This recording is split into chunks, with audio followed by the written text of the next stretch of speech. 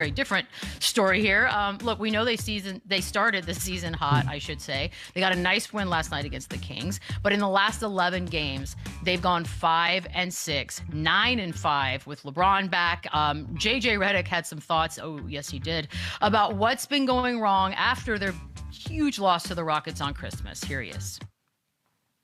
Or not. Yeah, you know, the two words of the day were effort and execution. And, you know, I feel like when we've done both of those things at a high level, we've been a good basketball team. When we haven't, we're a terrible basketball team. And tonight we were a terrible basketball team. And that started legitimately right away. Back to what I said the other night, it's a matter of making the choice. And too often we have guys that don't want to make that choice. And it's pretty consistent who those guys are. And so Saturday's practice, I told the guys, it's going to be uncomfortable. The meeting is going to be uncomfortable. I'm not doing another 53 games like this. Okay, Chandler. I used to hate when coach would threaten like an ankle tape type. I used to hate that. But then at the end of the day, well, what you think Luka's going to be uncomfortable? You think these guys at this point in their career are going to be uncomfortable? I think that's more for like a Charlotte team, a younger team that's really struggling, like to try and punk them and scare them, threatening with like a hard practice. Again, I think he's trying to get motivation. I think he's trying to get them to see his message but that's the NBA, man. It's half effort. It's energy and effort and just buying into the coaches and the team schemes. And that is half the battle. So I agree with him with that. Playing hard can get you some wins in this league. It's sad enough to say, but it's true. And when they don't have that energy and effort, they're not as deep and not as talented as some of these other teams to kind of just get by. So I get his message, but I don't know if that message is received well or really moves the needle for that locker room in LA. Yeah, listen, I'm agreeing with you on this one, Chandler. Like, I love to fight JJ, and I love the intensity, but you got to read the room. You got to look at the group that you have and the personality of the group that you have. Like, you have two mega stars on your team, and then you have guys that are probably going to be susceptible to listening to them just as equally as they're going to listen to you. So that's going to be something. Like, you know, Aiden made a comment after that he was like, and y'all bought that? Like, and y'all bought stock in him saying these things? Because look, at the end of the day, JJ said he's not going to do another 53 games like this, but he also has to prepare for those 53 games. You're going to leave your legs and your energy and that effort that you're talking about on the practice court to prove a point to your guys, or are you going to tighten some things up and continue to move on with the schedule and have a nice conversation and try to get these guys to be on the same page? Like, if they want it, they're going to go out and get it. The reality of it is, with pros, you can only talk us into so much. These guys got to want it. He made a great point in saying that. These guys got to want it. They got to want to be a better basketball team. But when you start threatening them, that's when you're going to kind of get some pushback, especially when it comes to practice. Like, if you don't think Luka got some nagging things that he can't say, yo, I'm going to sit this one out, especially LeBron James at his age. LeBron probably can practice whenever he wants to practice. You know, you got other veteran guys on that team that deserves that type of respect and leeway as well. And so I don't love the messaging that's coming out of LA. I still think they got an opportunity to be a great basketball team. They're in a slide right now, but just the tone and the context of some of these things that's coming out from player to coach, it doesn't look good. Ayton saying that, I wonder how that went over, by the way, just because maybe from Luka, maybe from LeBron, but I don't know if Ayton should say that out loud quite yet. About the team currently, there's more. JJ had some more stuff to say. You know, I think since we've gotten Braun back, we haven't been as organized offensively, too many random possessions. So, you know, that's on me. So it's those three things, you know, defensive clarity, role clarity, and offensive organization.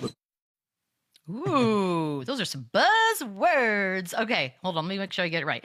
Defensive clarity, role clarity, and offensive organization. Oh, this is why I can't work in an office. My brain just turned off, Lou. Talk to me. Yep. How critical are these three things? Listen, once upon a time, I played on the Lakers, and Kobe Bryant wasn't practicing. He was dealing with a bunch of injuries, and obviously he was at the end of his career. And so he was dealing with a bunch of different things. And he decided he wanted to play, which he has every right to play. And we were going over the game plan, and we were going over something that we were working on for about 3 days going into a matchup. And Kobe walked in and said, "Nah, we're not doing that." we're going to do it this way.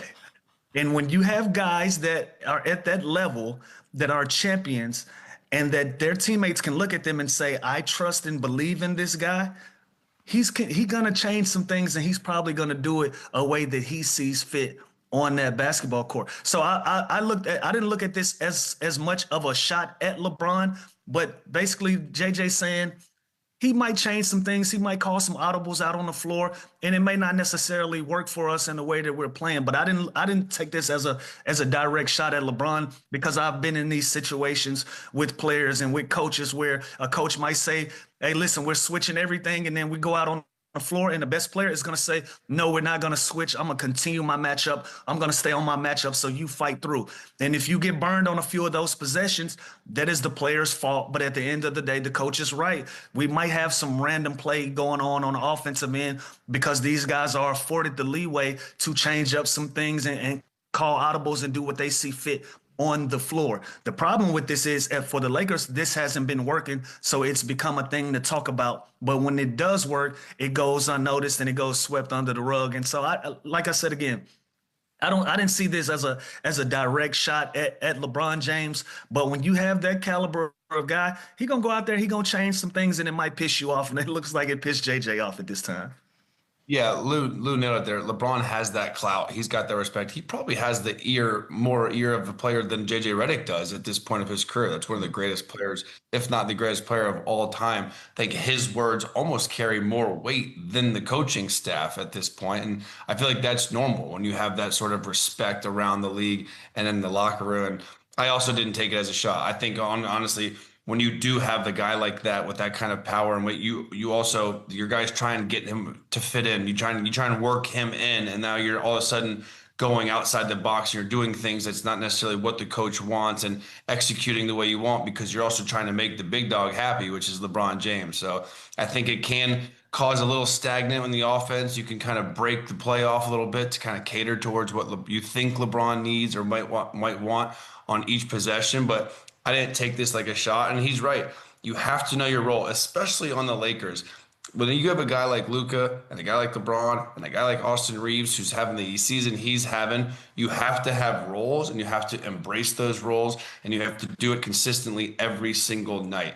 And each night it might call for something different, whether who's in the game, who's out of the game, who's healthy, who's not. But especially with this team, there is a clear-cut pecking order, and you have to know your role, and you have to embrace it. And then obviously you just want some offensive execution, guys in the right spot, guys, with the right counter, the right situation every single possession, because they're key, and there are a lot of wasted possessions with this offense. So I understand what he's saying, and I didn't take this as a shot to LeBron. I think a lot of guys just try and please him more so than JJ Redick, if that makes sense.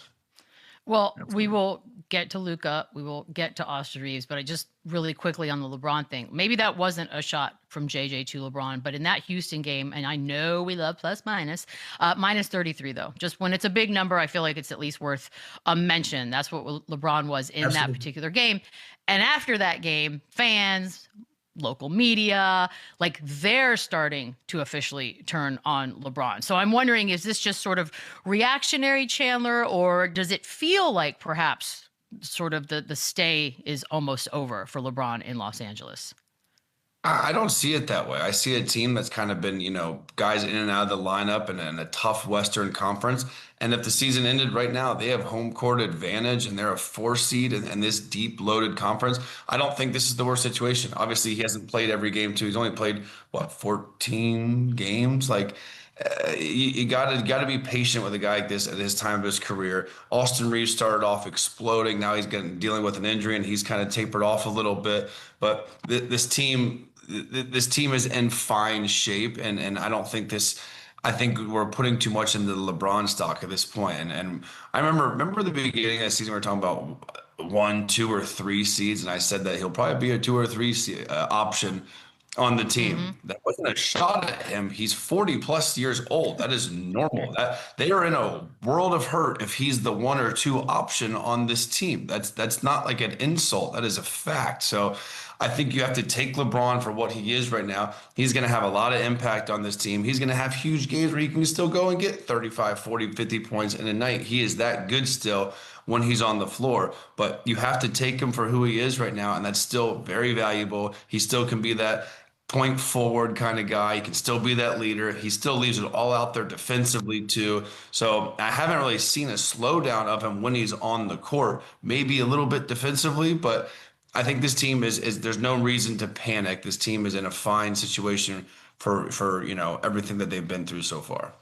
And Chandler, let me just add a little tidbit to that. We're also talking about the Los Angeles Lakers and the #1 media spot. Well, next to New York, those two teams are going to be talked about and scrutinized and criticized about every single little thing that goes wrong. This is what they are. This is what they do. At the end of the day, we're talking about a 4th place team in the West, and they ain't going nowhere. They're not going nowhere. They're going to continue to be in that conversation unless something drastic happens. And so I like the fact that they're kind of in panic mode because they don't want this thing to kind of get out of their control, where you allow a Minnesota or one of those teams to get in the conversation of having home court advantage. But right now, they're still playing really good basketball. They're 20-10 and they're fourth in the West. Every team is going to go through their ups and downs, and it's no different for the Lakers. So, as much as we're making a conversation about is this LeBron's final year and JJ's messaging, this is still a basketball team that's in a very good position. I mean, a couple dozen other teams would love to have these types of problems, but Lou, you said Absolutely. it. They're Los Angeles, like with a different perspective. We're going to take a